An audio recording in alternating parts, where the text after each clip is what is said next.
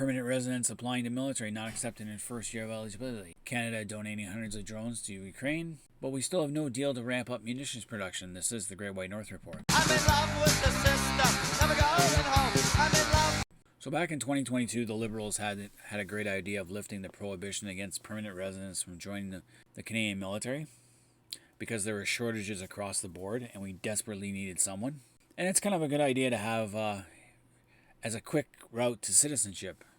Be a great way to. So when they did this, they had 21,000 applications, but CBC learned that fewer than 100 of them had made it into the regular force in the year since they were allowed to sign up. Why? Because we have too much red tape, and applicants lose interest amid 18 to 24 month security check delays. That's inefficient, to say the least. If you're a permanent resident, you've already gone through a lot of security checks just to get here. It's not that easy. They do background checks, especially depending on what country you're from. If you're from a nice, safe country like Switzerland or Portugal, then you're going to go through with. It's not going to take long to get you there. Or if you've been a permanent resident for a long time in Canada and have no criminal record, it's going to be easy. But if you're coming from this guy, Jamal Ludin, he's coming from Afghanistan. There's a bit of a concern because of the Taliban thing and all the problems that the Canadian Armed Forces had in Afghanistan and the problem with record keeping in Afghanistan. So I can see them doing a long check on this guy. That's understandable, but 18 to 24 months is too much. So of the 21,000 plus applicants from the very first year, November 2022 to November 2023, less than 1% were accepted into the regular forces. And those almost 7,000 who applied to join the reserves, just 76 were enrolled between 2022 and 2024.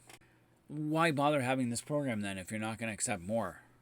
Especially in the reserves, the weekend warriors. Now, Defense Minister Bill Belair says he's not satisfied with those numbers. Let's put it this way. I have a cousin who's been in the military for 30 years. I asked her what's going on with the recruitment process, like why we have shortages, and she goes that the Canadian military has joined Trudeau's Panderverse, and they're looking for more women and more LGBTQ to join the military. It's one of the reasons why they dropped all the requirements about getting your hair cut. So long hair is acceptable. You can wear all the jewelry you want, and you can have tattoos. Most Canadian military get tattoos anyway, usually skillfully, artfully placed. As long as it's covered up, no big deal. But now you can have it anywhere on your body. You can have it on your face. Now, long hair and facial hair, that's another thing. Those are things that, even if you look at any war, World War I and II, you notice that all the soldiers were clean-shaven, mainly because lice. Lice is something that soldiers have had to live with. You don't want to be getting lice when you're in the field. You can get scruffy in the field if you want, especially if you're in the woods, but the military is something that other people see, and most armies in the world are clean-shaven, unless you happen to be in, or at least trimmed. They're clean. Only something like the Taliban would be unkept. Now, jewelry, I work in a place where you have to remove your jewelry. You can't wear it to work. Or you can wear it to work, but you can't wear it on the production floor. Simple fact is, something can happen. Lose a finger, get a chain caught in a machine, something like that. Makes sense. Military, same way. You want to wear your jewelry, take it off, and then when you're on your off time, you can put it back on. No big deal. You don't want to wear jewelry when you're out in the field, because metal shines and will give your position away. Be a good way to get yourself killed. Now, they're talking about how the process takes time because Canada's security agencies handle their files because they require an additional level of security screening due to foreign implications. Again, it depends where you're from, but it should still not take that long because you've already got here to Canada. You should have had a preliminary screening process. So about 15,000 of them have walked away from the application process amid the wait. That's not very efficient. Now Blair's asking for the department to allow permanent residents to serve on a probationary basis while they wait for their security checks to be completed. Well, what happens if you find out that one was a former Hamas terrorist or worked for the Taliban or, was part of the IRA in Ireland and has a history there? What are you going to do? You let him in? So I do agree that we need some checks, but again, these should be screened before they even arrive here. Now, one naval cadet, Joseph Haddad, said he was He was surprised when his application to join the Navy's reserves was processed in 3 months. He came to Canada with family a decade ago because his father was on a diplomatic mission. Because this guy's been in Canada since 2012, and who is now a Canadian citizen. I'm also a federal, he's a federal public servant.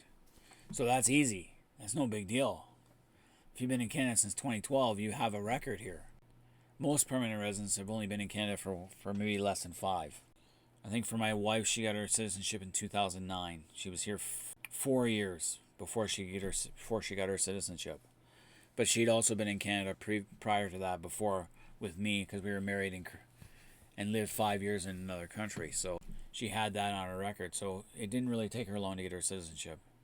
But some of these guys, like this guy, Ludin, who's from Afghanistan, and escaped aboard a military plane in 2021, living in a NATO camp in Albania, came to Canada in May 2022. That's going to take more time, I understand that, to go through the security checks. Also, he's from Afghanistan. How is he going to react to seeing the LGBTQ in the Canadian military? Because they do allow them in the military, and there's nothing wrong with that. I'm perfectly fine with allowing that myself. My own niece is part of the LGBTQ, and she's in the Naval Reserves. So they got to figure out a way to do this faster, because that's just 18 to 20. That's 2 years. Shouldn't take that long. 6 months tops. That's inefficient government bureaucracy right there. Too much red tape. But then going on to other news with Ukraine. So Canada's been donating more money. I think it was $60 million last time to Ukraine to help fight Putin's war. This is a very real threat. If Putin wins in Ukraine, he will become emboldened. He'll take time to rebuild his forces, and he'll go on to the next step. Putin wants to reestablish the old Russian Empire or the Soviet Empire. That is his ultimate goal. He looked at the complacency of the West and took advantage of it, just like China did in the South China Sea. The United States rested on its laurels after winning the Cold War and got bogged down in places like Iraq and Afghanistan and kind of squandered some of their resources. And now Russia thinks that it can win a war against NATO. It threatens enough, but they're just threats. I think the Ukrainian war I think Putin's war in Ukraine has shown how weak the Russian military really is. They recently recaptured the town of Advitska. I think I'm pronouncing that wrong. I know it starts with an A. I've been watching it. It was a huge, brutal battle. It took place for the better part of 3 to 4 months, where the Russians basically threw a lot of men into a meat grinder, and many Russian soldiers were killed, wounded, and they lost tons of equipment. The Ukrainians lost troops too, but they inflicted as much as 10 times more casualties as they took. The problem with the Ukraine is they don't have enough men and they don't have enough supplies. Now, donating drones is great. It's cheap. The Ukrainians have used it to great effect, the drones. Now, the government says they'll be used for surveillance, and it's going to be a Sky Ranger R70 drone. But they can carry 3.5 kilograms, and you can put a small explosive on one of those and fly it into something, which is what I want to see it do. These things are made in Waterloo and can be coupled with surveillance cameras to carry out reconnaissance missions, but they can also carry cargo up to 3.5 kilos, which is perfect for a small munition. So the cost of the drones will be about roughly $95 million, and comes from a $5 million military aid package announced by the government in June, on top of the 60 we again promised. They're expected to be delivered to Ukraine by the spring. This has been a 2-year war. If Putin wins his war in Ukraine, he will push the Ukrainians back to the Don River. He'll take the entire Donetsk region, Donbass area. He'll regroup his forces, consolidate what he has, and he'll go for more. We should never have let them take the Crimea. But Ukraine was weak, NATO was considered weak at the time, and now NATO is finally waking up to its danger. Latvia could be another target. There's been a lot of delays in sending aid to Ukraine because wars are expensive, and Russia's taking advantage of the delays, but Russia is rapidly draining its manpower. So I am all in favor of funding aid to Ukraine. It is a good fight. Putin is such an asshole, it ain't funny.